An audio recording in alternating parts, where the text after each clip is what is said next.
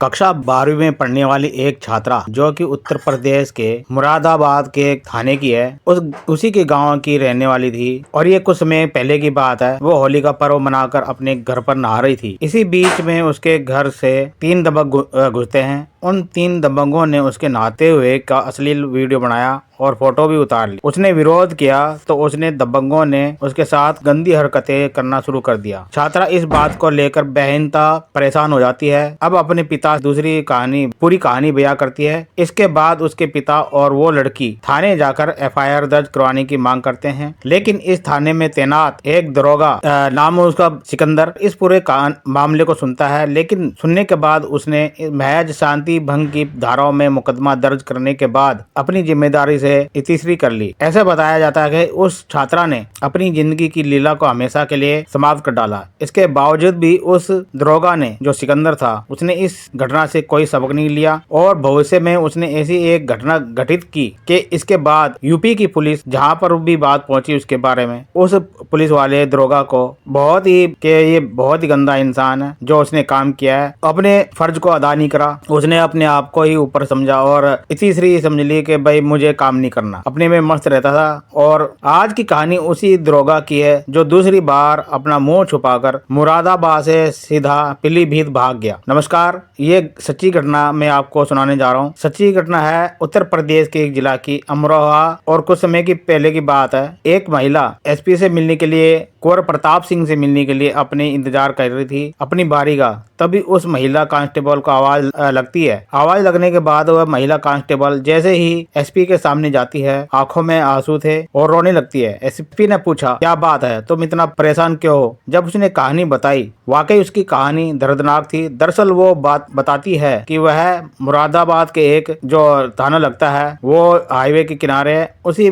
थाने में help desk पर वह काम करती थी। उसकी पोस्टिंग होती है। इसी बीच में एक दरोगा जो उसके पास से गुजर रहा था, नाम था सिकंदर। सिकंदर ने उस महिला कांस्टेबल की तरफ देखा। देखने में जो कांस्टेबल थी बहुत सुंदर थी। जो दरोगा है वो पूछता है, वो तुम कहाँ की हो? उसने अपना नाम बताया कि मैं अलीगढ़ के गांव की हूँ, मैं वहीं रहती हूँ। जैसे ही उस महिला कांस्टेबल में अलीगढ़ के उस गांव का नाम बताया तो दरोगा ने कहा, एक बार फिर से बताना जरा, क्या नाम बताया था तुमने उस गाँव का? महिला ने उस गाँव का नाम बताया। अरे अरे अरे अरे, वाकई ये तो बहुत ही अचंभा हुआ। वो हंसकर बोलता है, बड़े इत्तेफाक की बात है, जो ये तुम्हारा गाँव है ये तो मेरा ननिहाल है। और इस बात को सुनकर कांस्टेबल भी कहती है, अच्छा तुम भी वहाँ रहते हो? नहीं नहीं नहीं, वो मेरा ननिहाल है, मेरे जो साथ में जिला है ना बुलंदशहर, मैं वहाँ का रहने वाला हूँ। जैसे ही उस महिला कांस्टेबल से उस बुलंदशहर का नाम लिया होता है तो महिला कांस्टेबल को ऐसा लगता है जैसे कोई अपना मिल गया हो। क्योंकि ऐसा होता है कि जब देश प्रदेश में कोई अनजान जगह, कोई अपना उस जगह का, यानी कि आसपास के पड़ोस का भी जगह का वो कोई रहने वाली मिल जाती है तो उसको है ना वो थोड़ा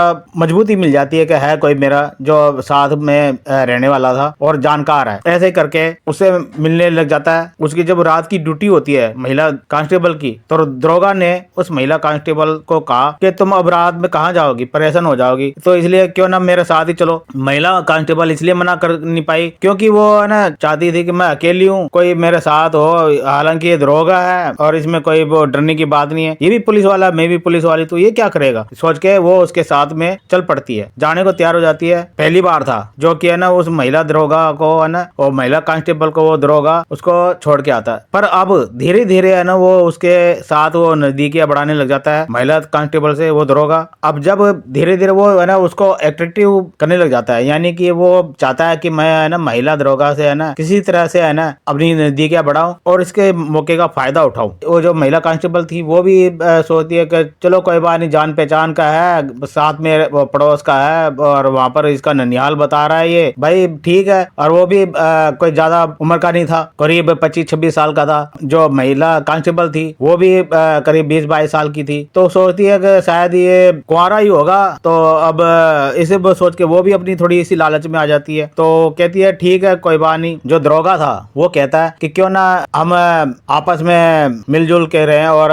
एक दूसरे को जाने। वो कांस्टेबल कहती है कि क्यों, इसमें जानने की क्या बात है, आप दरोगा हो, मैं कांस्टेबल हूँ, तो इसमें जानने की और क्या जानेंगे। तो थोड़ी हिचकिचाती है वो। फिर वो जो दरोगा है वो उसको कहता है कि वैसे तो तुम समझदार समझदार हो और तुम बालिग भी हो तो डरने की बात नहीं है। उसके ऊपर जो महिला कांस्टेबल के दिमाग पर कुछ ऐसा असर डाल देता है, वो उसे अपनी बातों से उसे ऐसा घुमाकर फंसा लेता है, उसके जाल में फंसती चली जाती है। और उसके बाद फिर वो उसे है ना किसी दिन एक बार वो जब कोई नहीं होता, यानी कि जब राउंड पे सब चले जाते हैं, तो वो महिला कांस्टेबल को अपने है ना रूम में बुला लेता है और उसके साथ है ना फिर थोड़ा बहुत वो नजदीकी बढ़ाने की कोशिश करता है। महिला कांस्टेबल जो होती है वो थोड़ी पहले तो है ना वो उसके विरोध करती है कि ऐसा मत करो, ऐसा अच्छा नहीं लगता, कोई देख लेगा, कोई आ जाएगा। क्या कोई नहीं है, जब तक हम है कोई नहीं आएगा, वो सब गए हुए हैं इन्वेस्टिगेशन पर, आप है ना बेहिचक मेरे साथ संबंध बनाओ। तो वो उसके साथ धीरे धीरे ना वो शारीरिक संबंध बना लेता है। उसके बाद फिर जब कुछ दिनों बाद महीने के लगभग हो जाता है, तो जो महिला कांस्टेबल के ना पेट में दर्द हो जाता है, वो थोड़ी बहुत समझ तो जाती है कि कुछ ना कुछ गड़बड़ है। तभी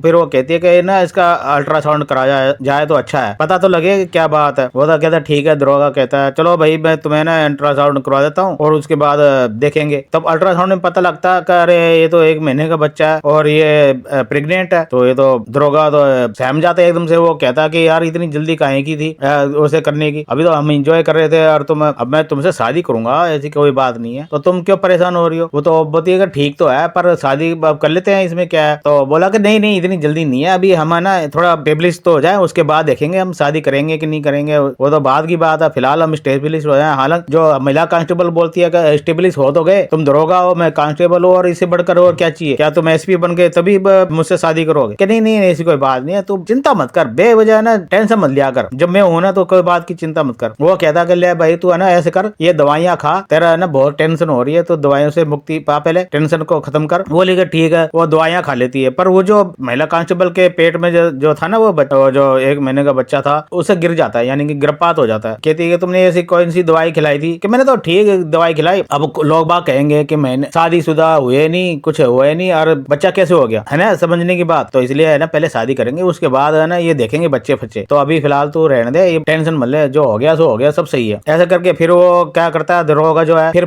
उसी बातों में लेकर फिर उसे शारीरिक संबंध बनाने लग जाता है उसके साथ। ऐसे ही कुछ दिनों तक फिर चलता रहता है। चलने के बाद फिर वो दोबारा गर्भवती हो जाती है। फिर ये तो यार का दिमाग खराब हो जाता है कांस्टेबल महिला का, कि मैं क्या बताऊं। अब फिर दोबारा वो उसको बोलती है वो महिला कांस्टेबल कि मैं है ना अब फिर दोबारा हो, अब मुझे फिर परेशान मत करो, अब है ना तुम शादी कर लो मुझसे। क्या बोलेगा ठीक है कर लेंगे। तो फिर ऐसे कर, ये है ना मैं दवाइयां लाई हूं, कहता है कि ना बच्चा इससे ठीक होगा, अब हम बच्चा चाहेंगे। वो ऐसे उलझा लेता है अपनी बातों में, तो क्या बच्चा चाहेंगे हम, अब है ना थोड़ा बहुत ये हो जाएगा सही, अंदर से मजबूत हो जाएगा, तो हम है ना फिर कुछ दिनों बाद हम शादी कर लेंगे। बोला ठीक है। और फिर उसको बातों में उलझा कर वो है ना उस दवाइयां खिला देता है, और फिर वो क्या होता है कि दवाइयों का असर होता है और फिर गर्भपात हो जाता है। भाई इसमें है ना परेशान हो जाती है जो महिला कांस्टेबल है। वो कहती है कि यार ये तो बहुत ही गड़बड़ है, 2 बार हो चुका और ये कुछ मानने को तैयार नहीं है, करूँ तो क्या करूँ। वो फ्रस्ट्रेशन में हो जाती है। ऐसे सोच के ना वो फिर जो दरोगा वो इन्वेस्टिगेशन में चला जाता है। उसके बाद वो महिला कांस्टेबल है ना वो वहां पर रहती है, जो डेस्क हेल्प पर बैठी होती है, तो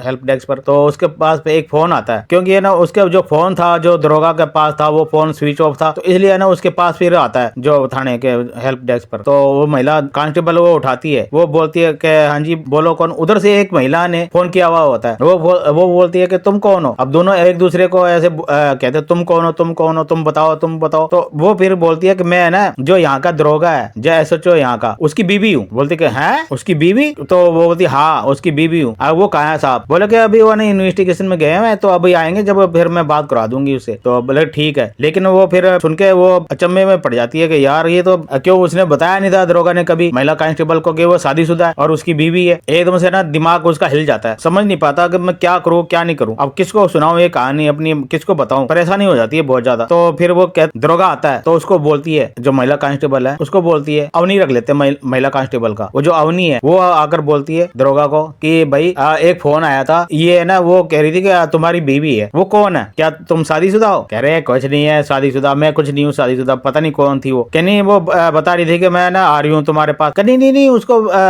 कौन आ रही थी, बीवी आ रही थी मेरी। अरे बीवी तो नहीं है, कोई और होगी वो जो फंसा रही है मुझे, वो तो हम दोनों को अलग करना चाहती है। ये तो बात ठीक है तुम्हारी, पर ये है कि मन में डाउट हो जाता है कि आखिर इतने ये टाल मटोल क्यों कर रहा है और शादी के लिए मना क्यों कर रहा है, कंफ्यूज हो जाता है दिमाग। तो महिला जो अवनी का, तो वो फिर क्या करती है, बोलती है कि या तो तुम मुझे ना शादी कर ले मेरे से, या फिर मुझे छोड़ दे। भले क्या अरे छोड़ फोड़ की छोड़ बात, और तू ये कर शादी भी हो जाएगी, थोड़ा बहुत सेटल हो जाए यहाँ पर, अब नए नए शिफ्ट हुए हैं यहाँ पर, हो जाएंगे कभी। तो ऐसा करके वो फिर है ना फिर वो दोबारा उसके साथ वो संबंध बनाने की सोचता है, पर वो परेशान हो जाती है। वो कहती है कि मैं ना अब इस जिंदगी से, ऐसी जिंदगी से उब चुकी हूँ, क्योंकि ना तुम मुझे इधर के छोड़ रहे ना उधर के छोड़ रहे, तो मुझे छोड़ दो, मैं अपनी जो जिस हाल में हो उसी हाल में मुझे छोड़ दो, और तुम अपना जो भी करो, मैंने तुम्हें देख लिया, तुम धोखेबाज इंसान हो, तुम किसी के लायक नहीं हो, ड्यूटी के लायक हो, न कोई किसी औरत के लायक हो, कुछ भी तुम सही नहीं हो इंसान। तो वो फिर क्या करती है, जो महिला कांस्टेबल अवनी, वो अलीगढ़ चली जाती है अपने, फिर वहां पर जाकर वो परिवार वालों से बात करती है। परिवार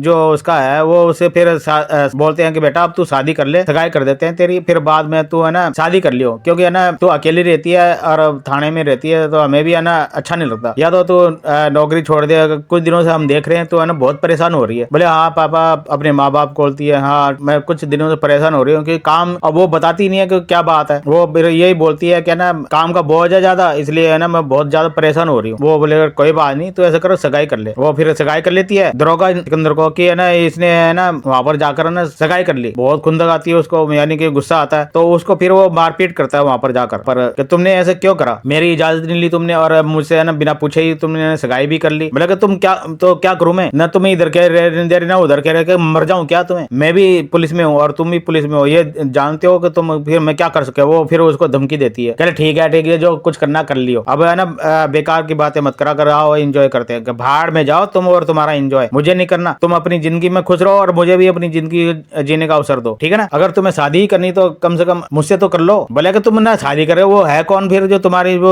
फोन आया था, वो जो बीबी थी, वो फिर वो बोला ठीक है तो अब ऐसा कर, तो फिर वो क्या करती है कि वो सोचने में मजबूर हो जाती है कि फिर क्या करूँ क्या नहीं करूँ। अब वो फिर वहां से है ना मुरादाबाद से अमरोहा के लिए ना ट्रांसफर करवा लेती है वो। अब वो उसके बाद फिर जब इस बीच में उस दौरान वो उनके जो संबंध बन जाता है, तो उसका ना फिर तीसरी बार भी वो प्रेग्नेंट हो जाती है। अब वो फिर कहती है कि तू है ना सिकंदर से बोलती है कि अब मैं तीसरी बार प्रेग्नेंट हो चुकी हूँ, अब मैं नहीं चाहती अब कोई दवाई खाऊंगी ना कुछ और, अब तेरे ऊपर है ना ये मुझसे शादी कर, या फिर इसको है ना मैं टेस्ट करवा दूंगी कि ये किसका बच्चा है, तो या तो सुधर जा या मैं तुझे सुधार दूंगी। मैं बहुत ज्यादा परेशान हो गई हूँ। वो बहुत ज्यादा परेशान हो गई थी, तो इसलिए वो है ना उसको बोलती है, पर वो मानता नहीं। वो कहता है तू ऐसा करना हो कर ले, तेरा ये गिरफ्तार करवा ले, बेकार में टेंशन मत ले। वो बोलती है कि मुझे ना नहीं करवाना, मैं ना बच्चे को जन्म दूंगी, तुम्हारे नाम ठप्पा लगवाऊंगी कि तुम इसके बाप। बोलते अच्छा तो मुझे धमकी दे रही है सिकंदर है, वो बोलता है कांस्टेबल, वो बोलती है मैं धमकी नहीं दे रही, मैं तुम्हें सच बोल रही हूँ। सिकंदर वो बोलता है कि देख मेरे पास ना तेरी वीडियो भी है और वो फोटोग्राफ्स की भी है, ठीक है ना, जो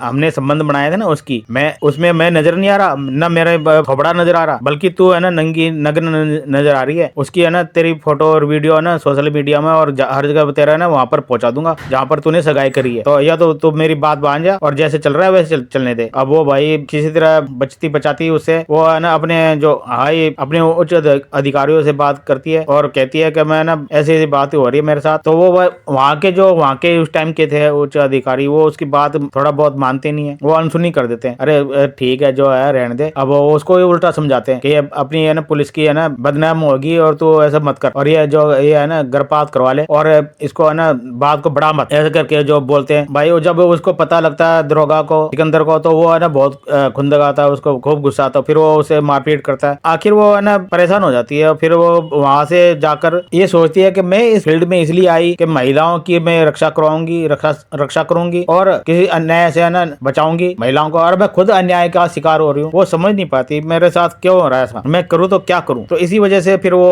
वहां पर जब कुछ अपने साथियों को बोलती है कि ऐसी बातें हैं मेरे साथ, वो पीछे पड़ा हुआ है, मैं क्या करूँ। तो उसके जो साथी होते हैं वो कहते हैं कि तुम है ना ऐसा करो, जो अमरोहा के एसपी है जो कुंवर प्रताप सिंह, वो बहुत ही अच्छे अधिकारी हैं, तुम उनको अपनी पूरी कहानी बताओ, जो वो पूरी कहानी जरूर सुनेंगे और उसके ऊपर जरूर है ना सुनवाई करेंगे और वो मानेंगे तुम्हारी बात। बोले ठीक है। वो वहां पर जाती है तो उसको बोलती है, उनको बोलती है एसपी साहब को, तो वो सारी बातें बोल देते हैं। तो एसपी साहब के सुन के उनको बहुत गुस्सा आता है। महिला कांस्टेबल को है ना जो महिला थाने में वो भेज देते हैं और उसको है ना उसको सारी सिचुएशन बोलते हैं कि भाई इसके साथ ने ऐसे ऐसे हो रहा है, इसकी इन्वेस्टिगेशन करो और उस जो दरोगा है उसको है ना मेरे समक्ष पेश करो। दरोगा को पता लगता है, वो क्या करता है, वो वहां से ना फिर अपना ट्रांसफर करवा लेता है और दूसरी जगह चला जाता है, यानी कि छिपने की कोशिश करता है कांस्टेबल अवनी। फिर उसके बयान पर उसने एसपी साहब ने है ना उसके ऊपर जो धारा लगवाई, आईपीसी की धारा 376, 323, 313, 504 और 506 और SC/ST एक्ट की धाराओं के तहत मुकदमा दर्ज करवाया। इस मुकदमे की जांच वह एसपी खुद स्वयं कर रहे थे। उसके साथ में उनके जो सीओ थी उनको साथ लिया, अंजना मुमताज उनको साथ लिया, उनको फिर इसमें शामिल किया और जांच की प्रक्रिया शुरू करी। तो पता लगा कि वाकई वो है ना दोषी था जो दरोगा सिकंदर, और उसके खिलाफ FIR दर्ज करवाकर वहां पर सीधा उसको फिर सस्पेंड करा गया। उसके बाद उसको फिर वहां से सस्पेंड करने के बाद वो कहीं का नहीं रहा, जो दरोगा था उसको कह दिया कि तू है ना कहीं भी नौकरी नहीं कर, उसका जो कैरेक्टर सर्टिफिकेट ऐसा बना के दे दिया कि वो कहीं भी नौकरी नहीं करता। अगर तू नहीं माना और इसको नहीं परेशान करेगा तो है ना सीधा जेल में जाएगा। इस बात पर उसको फिर चेतावनी दी और उसको फिर कहा कि या तो परेशान मत कर, अगर तू करेगा तो तू उसे शादी कर, और हालांकि तू शादी कैसे करेगा जब तेरी बीवी है, तो तू शादी नहीं कर सकता। अगर तू प्रताड़ित करेगा तो सीधा जेल में जाएगा। आपको ये घटना कैसी लगी प्लीज कृपया करके हमें कमेंट में बताना। ठीक है, और ये कुछ समय की पूर्व की बातें हैं, ये सब सच्ची घटना है। आपको एक स्टोरी कैसी लगी प्लीज लाइक शेयर सब्सक्राइब करें। Okay bye, thank you.